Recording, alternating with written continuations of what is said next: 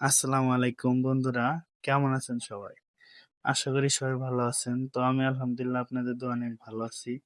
তো আজকে যে ভিডিওটা নিয়ে আসলাম, তো আমি মনে করি আপনারা যদি এই ভিডিওটা সম্পূর্ণ দেখেন, আপনাদের অনেক উপকারে আসবে। কারণ যারা কোয়েল পাখি পালেন বা পোষেন, তারা যারা নতুনে পালেন তাদের অনেক সমস্যার সম্মুখীন হতে হয়।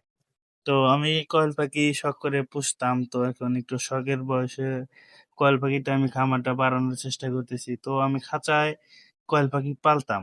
তো আমি কিছুদিন ধরে ফলো করতেছি যে আমার কয়েল পাখিগুলো মারা যাচ্ছে। আর তাদের সঠিক বৃদ্ধি হচ্ছে না। তাদের বয়স হয়ে গেছে প্রায় ৩০-৩২ দিন। তো তাদের কোনো শারীরিক দৈহিক ওরকম বৃদ্ধি হচ্ছে না, কিন্তু তারা মারা যাইতেছে। তো আমি কারণটা ফলো করলাম যে কিসের জন্য মারা যাইতেছে। তো পরে একজনের সাথে পরামর্শ করলাম। ভাই বলল যে তোমার পাখিগুলোর সঠিক যত্ন নেওয়া হইতাছে না। তুমি যেখানে রাখছো সেইখানে তাদের মলমূত্র ত্যাগ করতেছে। সেখানে একটা গ্যাসের তৈরি হচ্ছে, যার কারণে পাখিগুলো এখানে কমপ্লিট ফিল করতেছে না। এর কারণে ওইখান থেকে পাখিগুলো মারা যাচ্ছে। তো এরপর আমি চিন্তা ভাবনা করে দেখলাম যে হওয়া কথা ঠিক আছে। এর কারণে পাখিগুলোকে আমি আমার যে পরবর্তীতে একটি ঘর তৈরি করেছি, যেখানে পাখিগুলোকে আমি রেখে দেব। তো ঘরটা তৈরি করার পরে পাখিগুলোকে সুন্দর করে এক এক করে আমার যে সৈনিকগুলো ছিল তাদেরকে অনেক আমার উপকার করলো, কারণ সবাই মিলে কাজ করলাম। আমার ২ টা ছোট ভাই, তো তারাও আমাকে হেল্প করছে। এই কাজে সহযোগিতা করছে। একেকজনে আমার খাঁচা ধরে রাখছে আর আমি পাখিগুলো খাঁচায় তুলছি।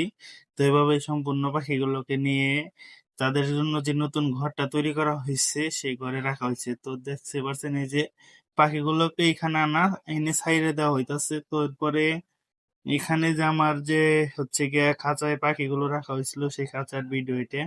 মানে এখানে তারা কিভাবে ময়লা ত্যাগ করছে। তো এই মলগুলো আমি পরিষ্কার করার পরেও তাদের সুস্থ রাখতে পারি নাই। তো এখানে আজকে সম্পূর্ণ পাখিগুলোকে এই ঘরে ছেড়ে দেওয়ার পরে তো তাদের যেহেতু অনেক খাটাখাটি বা দৌড়াদৌড়ি করানো হয়েছে, এর জন্য তাদেরকে কিছু ওষুধ খাওয়ানো উচিত। এর জন্য আপাতত দোকান থেকে একটা স্যালাইন এনে তাদেরকে খাইতে দিলাম, এবং তাদেরকে খাইতে দিছি। দেখেন মাশাআল্লাহ কি সুন্দরভাবে খাওয়া দাওয়া করতেছে, খাইতেছে। আর এই যে বাকিগুলা পানি খাইতেছে।